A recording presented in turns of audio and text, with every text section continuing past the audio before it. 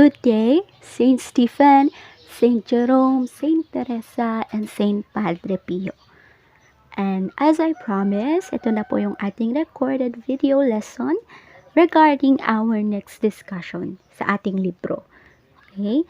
Now, we are done with the anthropology or the study of human being. Now, our next discussion will be all about the study of society na. Okay? Or yung tinatawag nating sociology. Okay?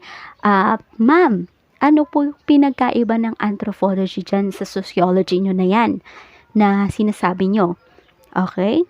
Now, kung naaalala nyo pa, anthropology focuses on a certain individual. Okay? Kapag nag-aaral tayo ng anthropology, ang focus lang po natin ay on a certain individual, iisang tao po. Pinag-aaralan natin doon what is his or her culture, his beliefs, traditions, practices, okay, and etc. Now, in here kasi sa sociology, tinitingnan na natin dito yung taong yun, paano siya kapag nilagay na natin siya sa isang lipunan. Okay? Paano kapag may mga kasama na siya? Okay? Sa isang society. Okay? Now, we are going to see the behavior, okay? And the way how a person behaves or communicate na sa society or sa ibang tao na kabilang din sa lipunan. Okay? Now, let me read the first part, okay? The sociological perspective. Another branch of the social sciences is the discipline of sociology. Categorically, sociology is the scientific study of society, as I mentioned a while ago, including patterns of social relationships, social interaction, and culture. Kung mapapansin nyo dito, may nabanggit tayong tatlong factors. Okay, we have social relationships, social interaction, and culture. Yung hindi mawala-walang culture. Okay, isa-isahin po natin yan. Pasadahan natin siya ng explanation. Okay, now dito kasi sa pag-aaral natin ng sociology, tinitingnan po natin dito yung tatlong factors na to. Una, yung social relationship na tinatawag. Okay, tayo, bilang parte ng lipunan o society, ano yung involvement or connection natin with one another, okay, or with other parts ng ating lipunan? Ano ba yung involvement natin sa simbahan, sa gobyerno, okay, sa mga paaralan, okay, at sa ating pamilya, because those are the basic parts of society. Okay? Now, tinitingnan natin dito, ano ba yung involvement? Ano yung connection natin? May role ba tayong ginagampanan? May function ba tayo? So, we will see, okay, as we go along the discussion. Now, next one, social interaction naman tayo. How do we communicate, no, with our society? How do we express ourselves sa ating society? Paano natin na ipapahayag yung ating saloobin, ating mga opinyon, ating mga pananaw, no? Bilang tayo naman ay kabilang sa lipunang yun. Okay? Because as a member of society, importante rin na nasasabi mo or na ipapahayag mo, what is your stand? Okay? Ano ba yung pinaniniwalaan mo? Okay? That is what we mean by social interaction. Okay? The way you communicate and the way you express yourselves. Now, the last one is the culture. Okay, kung naaalala nyo pa, sinabi ko sa pag-aaral natin ng anthropology na ang culture, okay, ay hindi po pinapractice mag-isa. Okay? Hindi po natin pwedeng tawaging culture ang isang kultura kung ikaw lang, okay, ang gumagawa nun. We cannot define or we cannot use the term culture if a certain practice is done by only one individual. Okay? So, dito kasi sa ating society or sa pag-aaral natin ng sociology, andyan na kasi yung grupo, no? Andito na yung groups, andito na yung sama-sama kayo sa isang lipunan o sa isang area na ah, gumagawa or nag-a-apply ng certain culture na meron kayo. Okay? That is the definition of culture itself, no? It is practiced by a certain group of people na kabilang sa ano ba yung mga factors na nabanggit ko dati. Pwedeng ethnic group, kabilang ka ba sa isang ethnic group, kabilang ka ba sa isang tribe, okay, kabilang ka ba sa isang country or bansa. So, and many other. Okay? The main point or the important detail na kailangan yung malaman when it comes to culture is that it is practiced by many people, no? At yung mga taong gumagawa noon ay nasa iisang society lang rin. Okay? Kaya, itong culture na to, meron na siya sa anthropology, meron pa dito siya sa sociology. Okay? Now, next slide tayo. Now, nabanggit naman dito sa slide na to that sociology applies in its study of society and human behavior. Okay? Now, sa pag-aaral natin ng lipunan or ng ating society, tinitingnan din daw how human behave. Okay? Kapag naihalo na siya or kapag involved na po yung kanyang society or lipunan. Okay? Do we behave positively sa ating lipunan or sa ating society, or do we behave negatively? Okay? So, nasa sa atin po yun. Okay? Next po. Now, may binanggit dito na phrase. Okay? So, nung taong 1959, ayan, si C. Wright Mills ay gumamit ng phrase na tinatawag nating sociological imagination. Ano yung ibig sabihin nun? Okay? Ito daw po yung ability ng isang sociologist to understand society systematically. Okay? Dahil ang isang sociologist, kapag nag-aaral daw siya ng lipunan or ng isang particular na society, it has system, it has patterns, and it has process. Okay? So, dapat hindi daw yun mawawala when you are studying sociology or a certain society. Okay? Now, the next one, ayan, andito na po yung different persons or individual, okay, na concern or involved sa pag-aaral ng sociology. Now, first, we have Auguste Comte, okay, makikita nyo dyan yung kanyang portrait or yung kanyang itsura. Now, the term sociology was coined by Auguste Comte in 1830 to refer to a scientific inquiry that covers human social activities. He is often referred to as the father of sociology. Okay.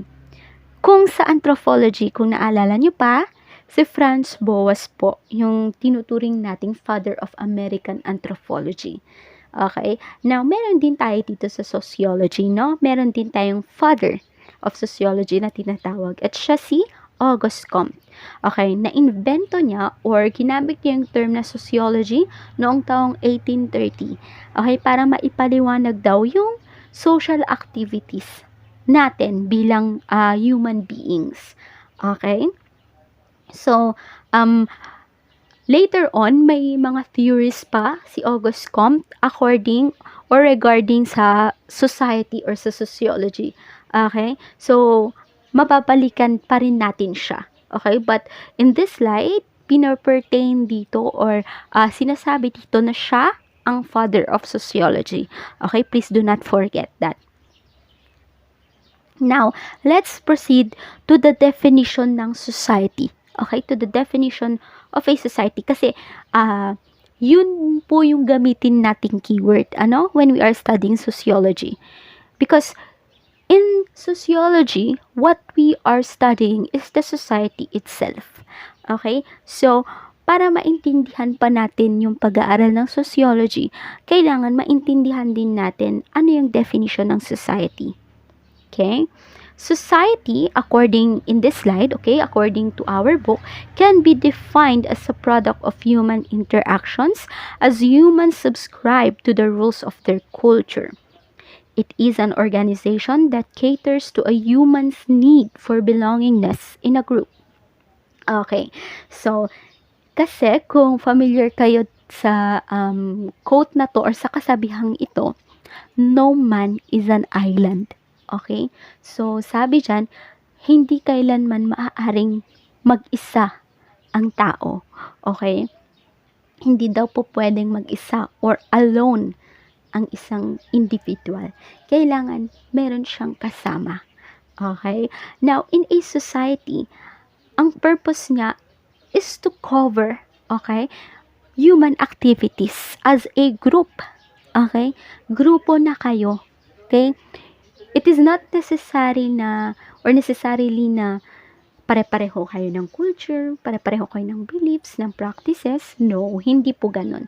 Okay? It can be diverse. No? Pwedeng magkakaiba kayo ng kultura, magkakaiba kayo ng lingwaheng ginagamit, magkakaiba kayo ng paniniwala, okay? Ng mga practices. But still, you are a part of that group. Okay? You are part of a society pa rin. Okay?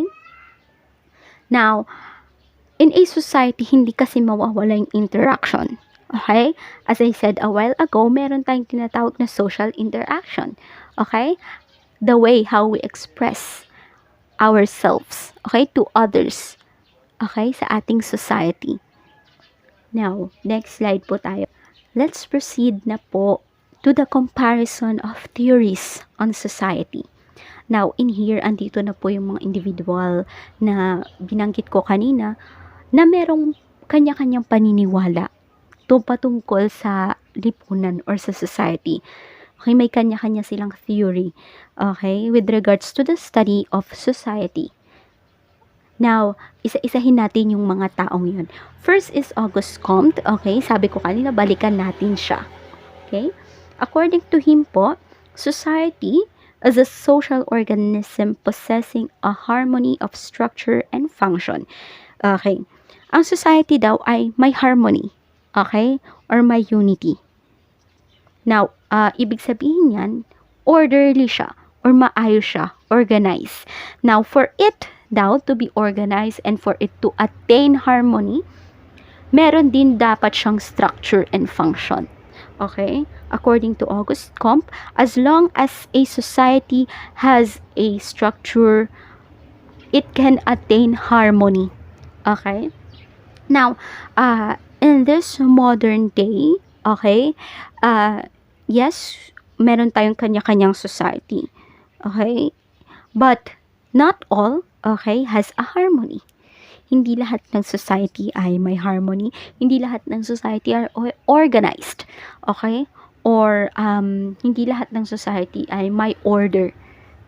Okay?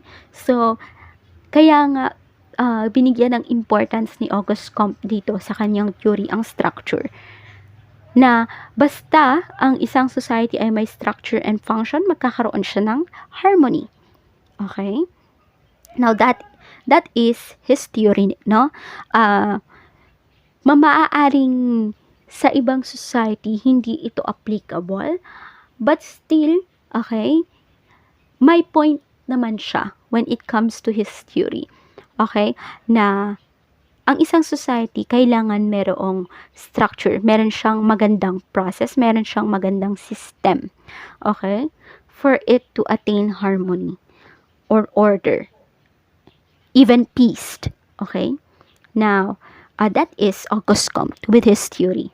Okay? Now, next, we have Emile Durkheim or Emile Durkheim. Now, ano naman yung kaniyang paniniwala or ano naman yung kaniyang theory with regards to society? According to Emile Durkheim, society as a reality in its own right. Collective consciousness is of key importance to society, which society cannot survive without. Okay. Now, ang kaniyang binigyan ng diin dito ay ang tinatawag na collective consciousness. Okay? Now, ano yung ibig sabihin ng collective consciousness na yan? Ma'am, ano po yung concept niyan. Okay? Now, when we are talking about collective consciousness, okay, it is an awareness of a certain individual that he or she is a part of a society. Okay? Kailangan alam mo naturally na ikaw ay kabilang o parte ng isang lipunan. Okay? And that you know your roles, you know your function, you know what to do, you know how to behave in that society. Okay? Na kapag wala daw yun, okay, ay hindi makakasurvive ang isang society according kay Emile Durkheim. Okay? So, proceed na tayo sa susunod. We have, okay, Talcott Parsons. Okay? According to Talcott Parsons, society is a total complex of human relationships insofar as they grow out of the action in terms of means and relationship. Okay? So, kung mapapansin ninyo, paulit-ulit natin ginagamit yung terms na interaction, relationship, culture. Okay? Dito sa ating topic. Because, okay, very essential po yung mga terms na yan, no? Kay Talcott Person po, binigyan niya naman ng importance yung human relationship. Okay? Because, hindi naman kasi po pwede na wala kang relationship in your society. Hindi po pwedeng wala kang involvement, no? Or connection with other parts of your society kung saan ka kabilang. Kaya ka nga member or kaya ka nga parte ng isang society 'di ba? You have to have connections, you have to have involvement. Kasi kung wala 'yon, you cannot consider yourself part of that society. Okay? So kailangan may relationship ka. Okay? So, ayun po yung theory or ayun yung paniniwala ni Talcott Person. Okay? Now, next we have punta na tayo kay George Herbert Mead. Okay? Now, maiksi lang yung kanyang theory, no? According to him, society is an exchange of gestures that involves the use of symbols. Okay. Now, in society, according to him, meron tayong tinatawag na gestures and symbols na ginagamit po ng mga tao na kabilang sa isang lipunan or society. And what is those gestures or symbols na tinatawag? Okay? Now, it depends. Okay? Dito sa atin, okay, sa Etiage, gawin nating example yung ating town or yung ating lugar. Dito sa Etiage, okay, may mga expressions or may mga even material thing na ginagamit tayo to represent our society. Okay? Now, for example, our product, which is corn, ano pa ba? Grains or palay. That is one of example ng mga symbol that represents our society. And we use it to exchange, okay? To exchange ourselves with other society. Okay? Na kapag sinabi na ay taga-Etiage to, product nila ang mais, product nila ang palay, and many other. Okay? So, gumagamit ka ng symbol to represent your society. Okay? Next, after kay George Herbert Mead, dito na tayo kay Maurice Ginsburg. Okay? Now, ano naman ang society according kay Maurice Ginsburg?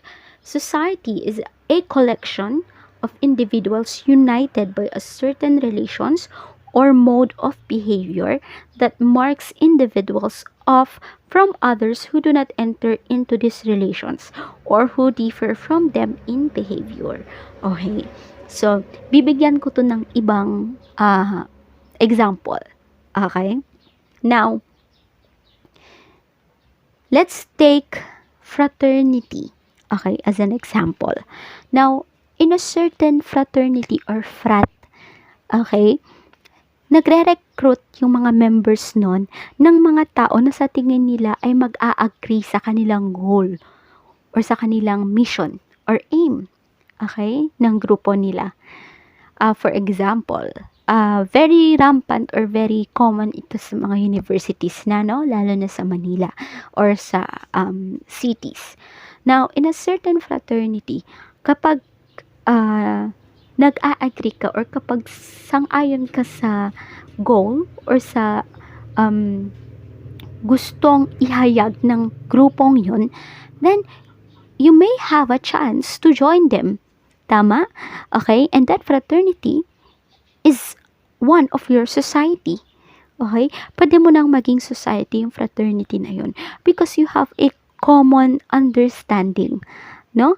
Or common relationship na agree kayo sa goal ninyo or agree kayo sa inyong mission or sa objective ng inyong grupo. Okay? So that is Morris Ginsburg theory is all about, no? That to be a part of a certain society, kailangan may iisa kayong or may united relation kayo. May isa kayong goal na kung saan agree kayong lahat doon or pinagkakaisahan nyo yun na gawin, okay? Or i-apply sa inyong mga buhay. Okay? Now next, after Morris Ginsburg, okay, let's proceed na kay George Douglas Cole. Okay? So, according naman kay George Douglas Cole, society as the complex of organized associations and institution with a community. Okay. Now, parang same lang din naman siya kay Auguste Comte, no? That to attain harmony in a society, it has to have a structure or it has to have organization. Okay? Now, ganito rin yung kay George Douglas Cole na kahit ang society ay isang complex relationship, complex interaction involving certain group of people, meron pa rin daw siyang organized associations and institutions. Okay?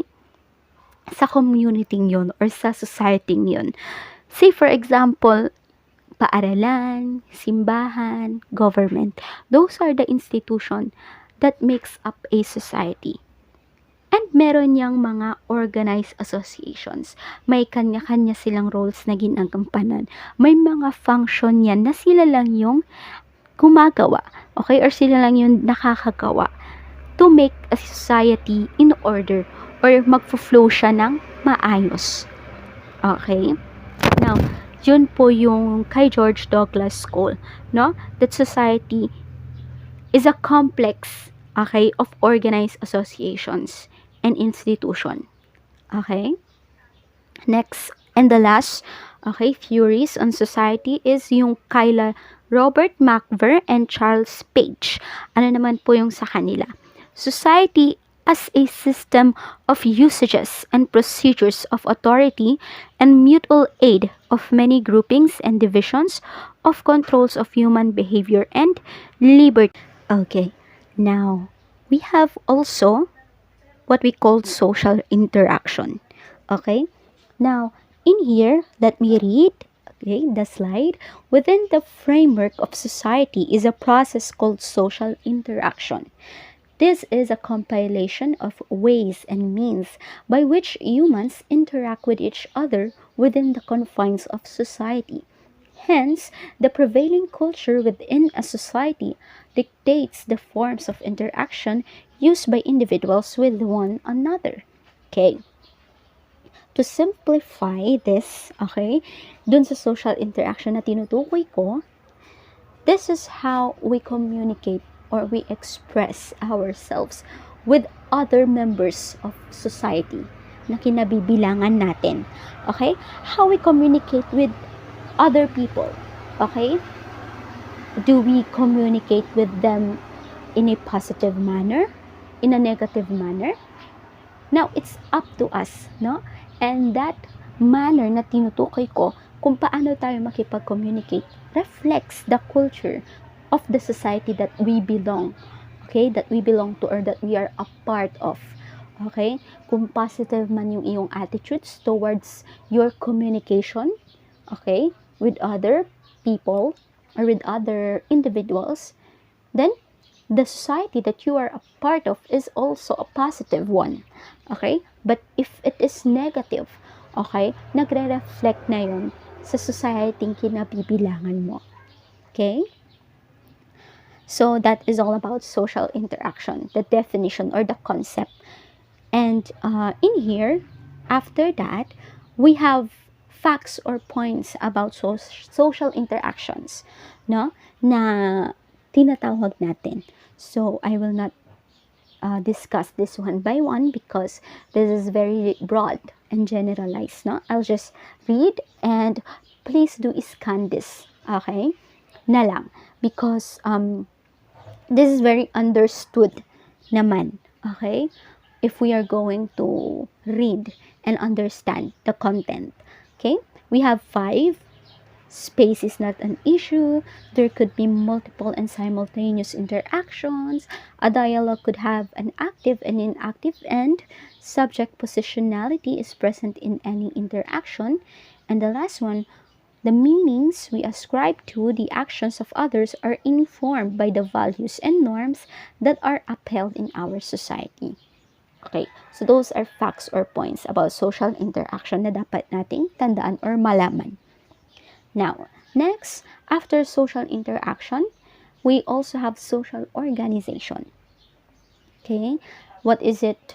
What is it all about?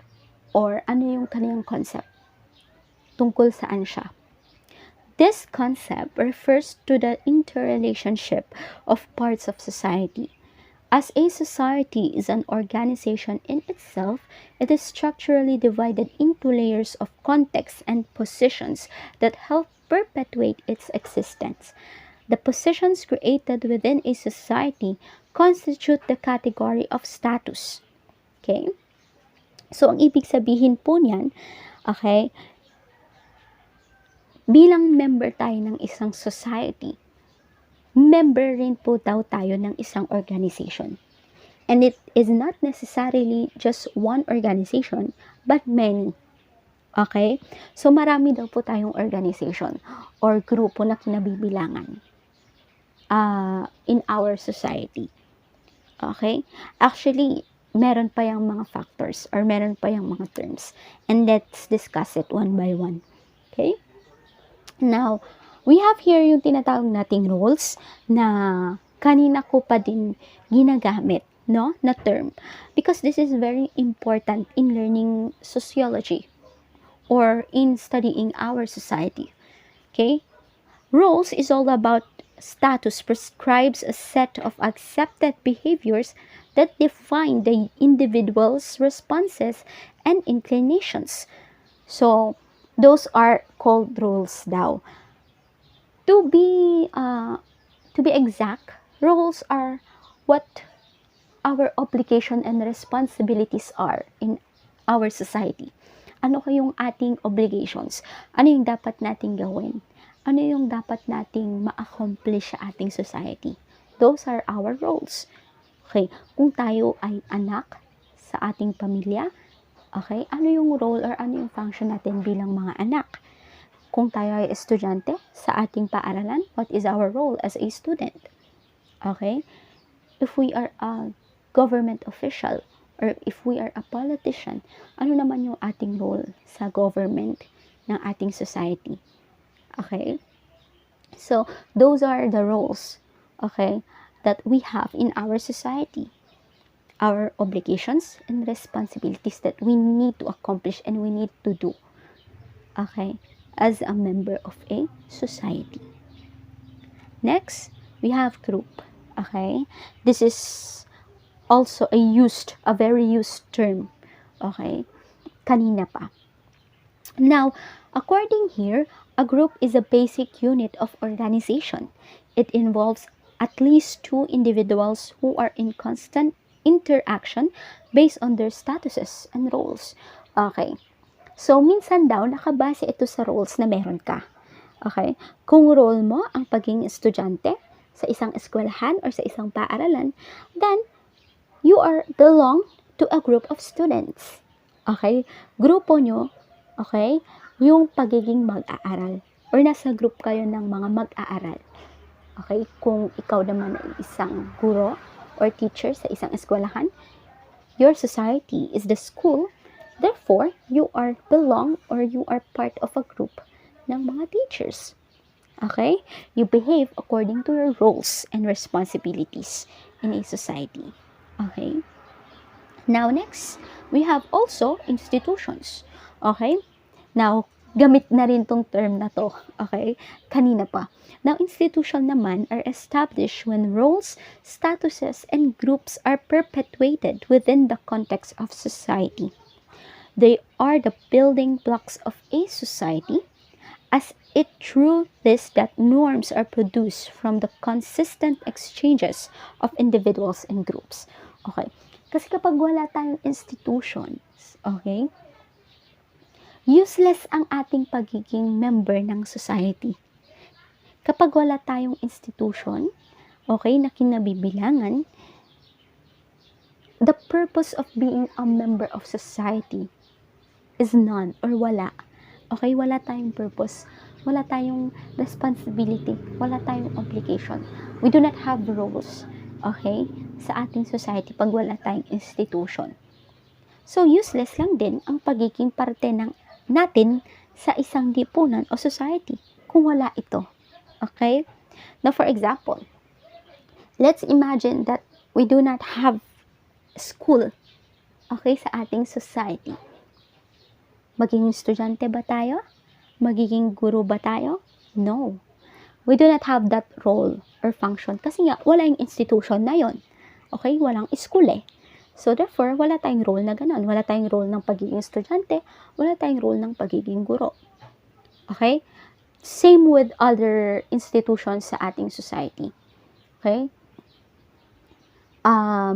After those three terms na i-discuss ko sa inyo with regards to social organization, let's now proceed naman sa, okay, we have here social structure and agency na tayo.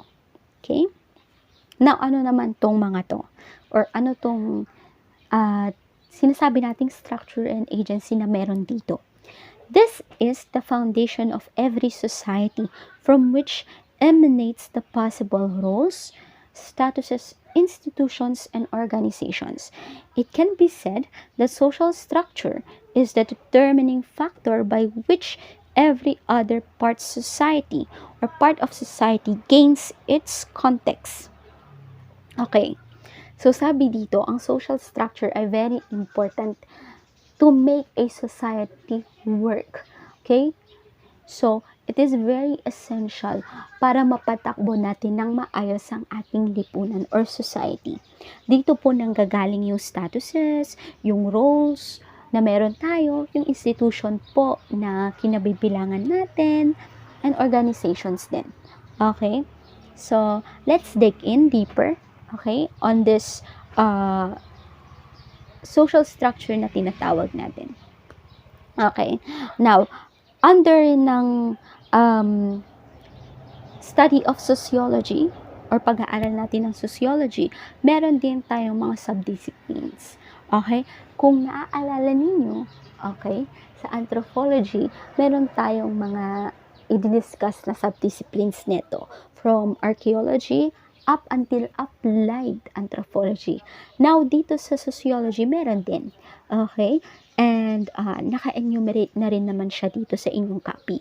We have social organization, social psychology, social change and disorganization, human ecology, population or demography, and applied sociology.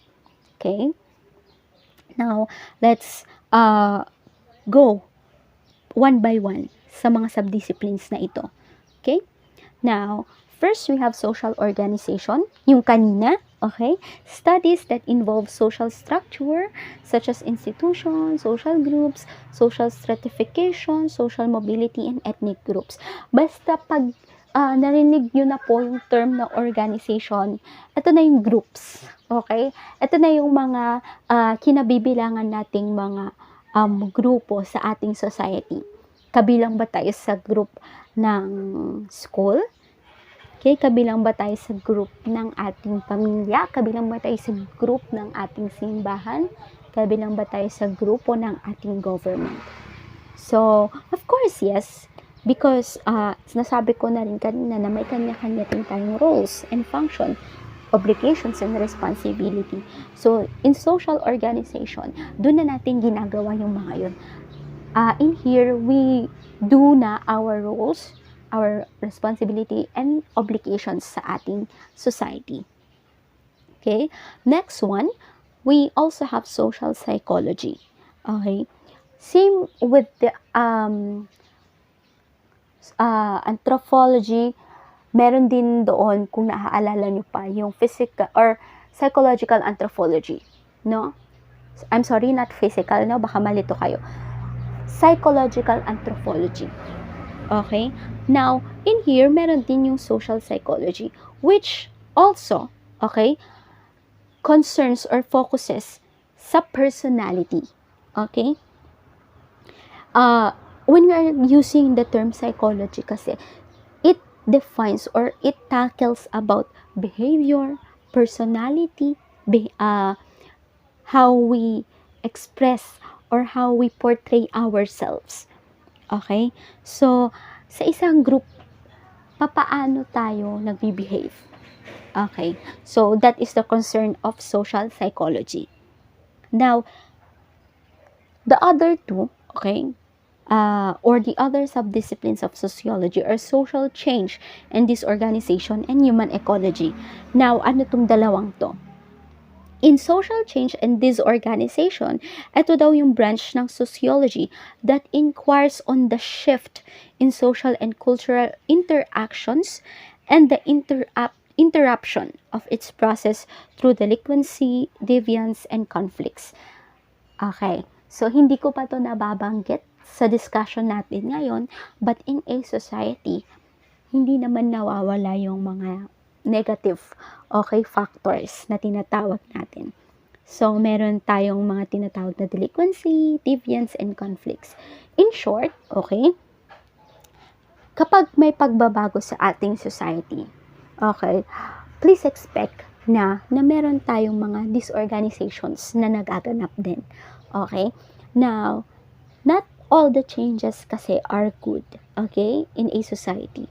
It can bring a positive and also a negative impact. And that is social change and disorganization is all about. Okay? The change as well as the disorganization na nangyayari sa ating society. Okay. Now, next, after that, human ecology tayo. Dito naman, it pursues studies that relate human behavior to existing social institution. Okay? Now, we are relating our behavior as a human or as an individual sa institution po na kinabibilangan natin. Okay? Now, do we behave positively or negatively sa isang institution na meron tayo? Sa school, for example, tayo ba ay mabuting estudyante? O tayo ba ay pasaway na estudyante? Tayo ba ay role model na estudyante? Or tayo ay sakit sa ulo ng teacher na estudyante? Now, it is up to us, no? As a member of that institution. Okay? Now, another two, okay, na subdisciplines ng sociology na meron tayo is the population or demography and the applied sociology. Now, in population or demography, okay, so medyo understandable naman ito. Population is, of course, the total number of individual na nagko-consist ng isang society. So, kinukuha mo na yung total number. Ilan ba talaga kayong lahat na member ng isang society? Or ilan kayong parte ng isang lipunan na kinabibilangan nyo? Okay? So, demography naman, okay, is the relationship of those people regarding the political, economic, and social system. So, ano yung involvement ng mga tao or ng kabuuang population when it comes to politics, economy, and social system ng isang society. So, yun po yung concern ng population or demography. Okay. And the last subdiscipline ng sociology na kailangan nating pag-aralan is the applied sociology. Okay. Now, in here, Ang sabi dito, it uses sociological research and methods to solve contemporary problems. Okay, so katulad po yan ng applied anthropology, no? It talks about contemporary or modern day conflicts, problems, modern day solutions, of course. Okay? So, kapag medyo makabago na ang ating pinag-uusapan, yan po ay concern ng applied sociology, no? So, if for example, nagkaroon or nag-occur ang isang problem or conflict sa isang society, and it requires modern solution or techniques para ma-solve yon, then applied sociology po yun. Okay? Ginagamitan mo na siya ng modern methods, okay, or techniques, because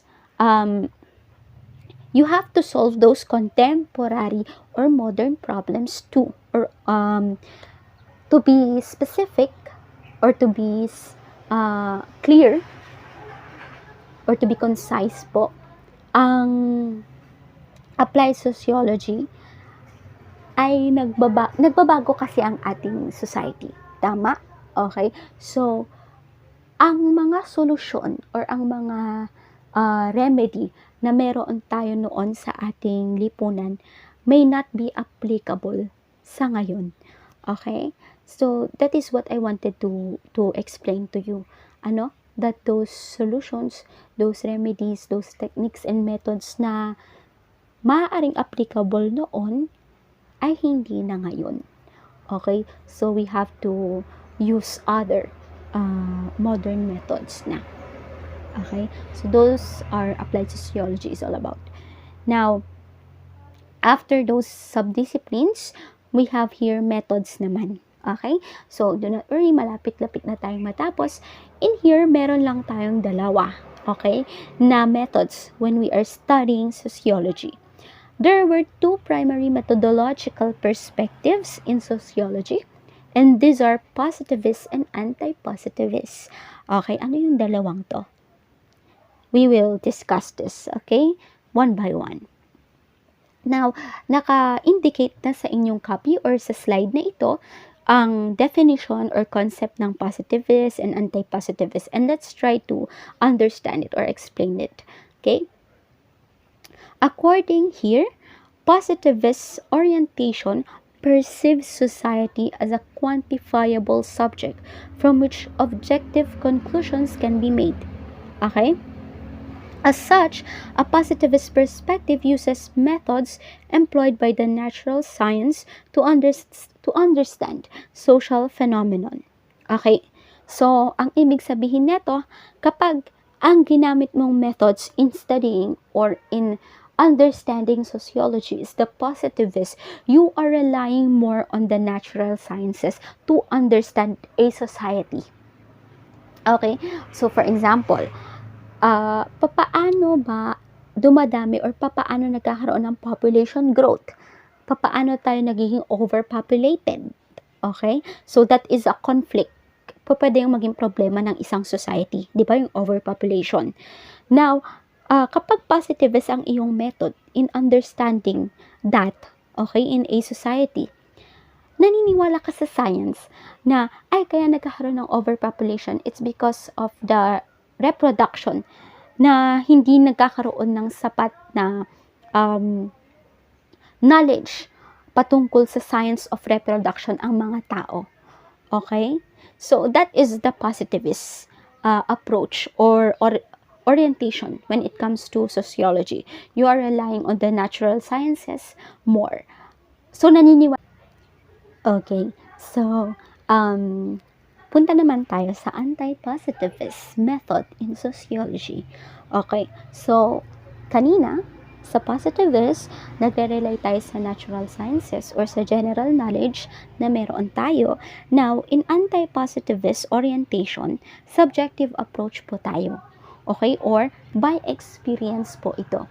That the outcome of a certain action ng isang individual sa society ay nakadepende po sa kanyang experience, na pwedeng hindi maging applicable yung experience ng isa, okay, with one another or with other parts or other individuals in a society. Halimbawa, sa isang society po, okay, ang pagiging mayaman ng isang member ng society yon ay hindi naman po pwedeng maging applicable, okay, sa uh, lower class or middle class na member ng isang society. Because I don't wanna use the term poor, no? Let's use na lang the classes of society. So, for example, the upper class, okay, iba daw yung experience niya with that of the middle and lower class sa isang society. So, ganun po yung anti-positivist. Not all the experiences ng isang individual ay applicable na sa iba. Okay? So, although you are a part of a society, pare-pareho kayong member ng isang society, your experiences with each other are different. Okay? So, that is anti-positivist is all about. Subjective po yung approach niya. No? It differs sa positivist na objective naman. Okay. Now, let's proceed na sa last part ng ating discussion. Yay! We have here the value of sociology for the 21st century. Okay? Sabi dito, sociology was established at a time when society was changing drastically due to technological and political developments. So, ginamit na natin yung term na development. Okay? Or pwede rin yung innovation. Sa pagbabago po ng ating lipunan, nagbabago rin yung ating mga pangangailangan, nagbabago rin yung ating mga conflicts or problemang hinaharap, nagbabago rin po yung ating mga solutions na ginagamit. Okay?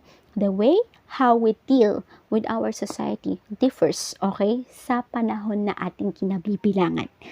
Okay? Now, if your society is a modern one, okay, or nasa modern day ka na society or lipunan, therefore, the way of living that you have is also modern or contemporary na hindi naman applicable sa makalumang panahon. Okay? Iba po yung kanilang way of living noon sa ating way of living ngayon. Okay? That is what sociology for the 21st century is all about. The more that your time differs, okay, the more that the way it deals with the society also differs. Okay, nag-iiba ang ating pakikipag-deal sa ating lipunan. Depende na sa panahon kung saan tayo kabilang. Okay? So, that would be all, okay, ng discussion natin with regards to sociology. So, I hope po na may natutunan kayo and I hope na intindihan niyo po yung ating discussion. Okay? Now, I will not read everything or I will not explain naman everything on the slide in toto, no? I believe naman that I already tackled the essential parts ng ating chapter. Okay? Which will be the coverage na ng inyong midterms nga katulad ng sinabi ko kanina. So, have a good day.